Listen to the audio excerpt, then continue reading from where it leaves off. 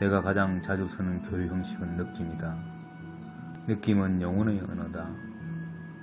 만일 내가 어떤 것을 놓고 무엇이 자신에게 참인지 알고자 한다면 내가 그것을 어떻게 느끼는지 살펴보라. 느낌이란 건 알아차리기 어려울 때가 많다. 받아들이기가 훨씬 더 어려운 경우도 자주 있고, 그러나 내 가장 내면한 느낌 속에 감춰진 것이야말로 내 가장 고귀한 진실이다. 비결은 그런 느낌들에 다가가는 것이다. 어떻게 하는지 보여주겠다. 물론 내가 원한다면 말이다. 나는 생각으로도 교류한다. 생각과 느낌은 동시에 일어날 수도 있지만 같은 것은 아니다. 생각으로 교류할 때 나는 자주 영상을 사용한다. 그 때문에 교류 도구란 면에서 생각은 단순한 말보다 효과가 크다. 느낌과 생각 외에 나는 체험이라는 운송수단을 쓰기도 한다. 체험은 참으로 위대한 전달자이다. 그리고 마지막으로 느낌도 생각도 체험도 모조리 실패할 때 나는 말을 쓴다. 사실 말은 가장 비효율적인 전달자이다. 말은 너무나 빈번하게 잘못된 해석이나 오해를 낳곤 한다. 말은 그저 입 밖에 내는 소리에 지나지 않는다. 느낌과 생각과 체험을 드러내는 소리. 말은 상징이자 기호이고 표식이다. 말은 진리가 아니다. 말은 실체가 아니다. 너희가 뭔가를 이해하고자 할 때 말의 도움을 받을 수는 있다. 하지만 너희에게 암을 주는 것은 체험이다. 하지만 너희에게 알을 주는 것은 체험이다. 물론 너희가 체험할 수 없는 것들도 있다. 그래서 나는 너희에게 알의 다른 도구들도 주었다. 느낌과 생각이라는 도구들을. 그런데 여기서 최고의 역설은 너희가 신의 말은 그토록 중요하게 여기면서도 체험은 아주 하찮게 여긴다는 점이다. 너희가 어떤 것을 체험하고 느낀다는 것은 그것을 사실로서 알고 직관으로 안다는 것을 뜻한다. 반면에 말이란 오직 너희가 아는 것을 상징할 수 있을 뿐이어서 종종 너희의 알을 어지럽힌다. 이런 도전은 통찰력으로 해결해야 하는 문제다. 신에게서 나온 메시지와 다른 출처에서 나온 자료의 차이를 알기란 쉽지 않다. 그럴 때 다음과 같은 기본 원칙을 적용해보면 문제가 간단히 풀린다. 너희의 가장 고귀한 생각, 가장 명확한 말, 가장 강렬한 느낌은 항상 내 것이다. 그보다 덜한 모든 건 다른 출처에서 온 것이다. 너희의 가장 고귀한 생각, 가장 명확한 말, 가장 강렬한 느낌은 항상 내 것이다. 그보다 덜한 모든 것은 다른 출처에서 온 것이다. 너희의 가장 고귀한 생각, 가장 명확한 말, 가장 강렬한 느낌은 항상 내 것이다. 그보다 덜한 모든 건 다른 출처에서 온 것이다.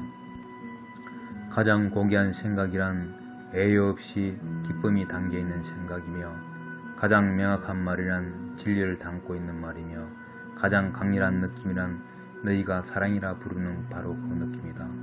기쁨과 진리와 사랑, 이 셋은 서로 뒤바뀔 수 있으며 하나는 언제나 다른 것들을 가져다 준다. 이 지심들을 가지고 어떤 메시지가 내 것이고 어떤 것이 다른 출처에서 온 것인지 결정하고 나면 남은 단 하나의 문제는 내 메시지에 주의를 기울이는가 아닌가 뿐이다. 내 메시지의 가장 강력한 전달자는 체험이다. 하지만 너희는 체험조차 무시한다. 아니, 너희는 특히 이것을 무시한다. 만일 너희가 자신들의 체험에만 귀를 기울였더라도 너희 세상이 지금같이 되지는 않았을 것이다. 너희가 체험을 거듭거듭 되풀이해서 겪게 되는 것은 처음에 귀 기울이지 않았기 때문이다. 하지만 내 목적은 방해받지 않을 것이고 내 의지는 무시당하지 않을 것이기에 너희는 늦든 빠르든 결국 그 메시지를 받아들이게 될 것이다. 그러나 나는 너희에게 결코 강요하지 않을 것이다. 나는 결코 너희를 지배하지 않을 것이다. 내가 너희에게 너희가 선택한 대로 할 수 있는 힘, 자유의지를 주었고 그것을 너희에게서 도로 빼앗는 일은 결코 없을 것이기에 앞으로 영원히 그런 일은 없을 것이기에 그러므로 너희가 우주의 어느 구석에 있던 나는 몇천, 몇만 년을 두고 같은 메시지들을 너희에게 전하고 또 전하고 또 전할 것이다. 너희가 내 메시지들을 받아들일 때까지 나는 그것들을 가까이 두고 너희 자신의 것이라 말할 때까지 나는 끝없이 보낼 것이다. 내 메시지들은 몇백만 년에 걸쳐 몇천 번의 순간에 몇백 가지 형태로 올 것이다. 너희가 진실로 귀 기울인다면 그것들을 놓칠 리 없을 것이며 한 번이라도 진실로 듣고 나면 그것들을 무시할 수 없을 것이다. 그러고 나면 우리의 교류는 가장 진지하게 시작될 것이다. 과거에 너희는 그저 나한테 이야기하거나 기도하거나 나를 중재하거나 내게 탄원하기만 했다. 그러나 한 번이라도 진실로 듣고 나면 그때부터 나는 너희에게 답해줄 수 있다. 또 지금 내가 하고 있는 것처럼 할 수도 있다. 나는 어느 때라도 한 가지 혹은 여러 가지 장치를 써서 그 순간의 목표에 정확히 들어맞는 그야말로 딱 부러진 생각이나 말, 느낌 따위를 내게 줄 것이다. 내가 이제까지 자신의 힘만으로 이렇게 명확하게 말한 적이 한 번도 없으니 이 말들이 나한테서 왔음을 알 것이다. 예전에 이미 내가 이 질문들에 이렇게 분명하게 답할 수 있었다면 아마 너는 이것들을 묻지도 않았으리라. 모든 사람이 다 특별하고 모든 순간이 다 소중하다. 다른 사람보다 더 특별한 사람, 다른 때보다 더 특별한 때 같은 건 없다.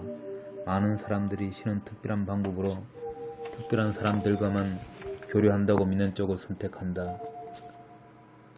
이런 선택으로 많은 사람들이 내 메시지를 들어야 하는 책임에서 벗어나고 내 메시지를 훨씬 덜 받아들이며 다른 누군가의 말을 전부라 여긴다.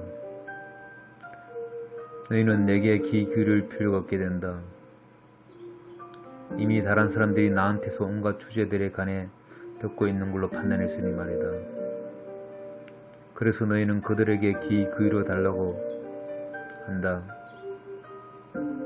다른 사람들이 내 말이라고 전하는 것에만 귀 기울이면 되므로 너희는 전혀 생각할 필요가 없다.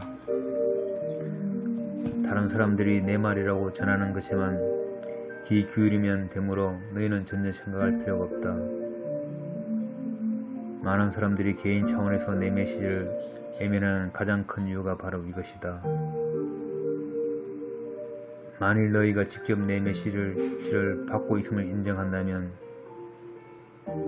당연히 그것을 해석할 책임은 너희에게 떨어진다. 지금 이 순간에 너희가 충분히 잘 받아들일 수도 있는 메시지를 해석하려 애쓰기보다 너희는 타인들, 심지어 2000년 전에 살았던 사람들의 해석을 받아들이는 쪽이 훨씬 더 안전하고 훨씬 더 편안하다고 여긴다. 지금 이 순간에 너희가 충분히 잘 알아들을 수도 있는 메시지를 해석하려 애쓰기보다 너희는 타인들, 심지어 2000년 전에 살았던 사람들의 해석을 받아들이는 쪽이 훨씬 더 안전하고 훨씬 더 편하다고 여긴다. 하지만 나는 신과 교류하는 새로운 형식으로 너를 초대한다. 그것은 양방향의 교류이다. 실제로 나를 초대한 건 너다. 왜냐하면 나는 내 부름에 답해서 지금 이 순간 이런 형식으로 내게 왔기에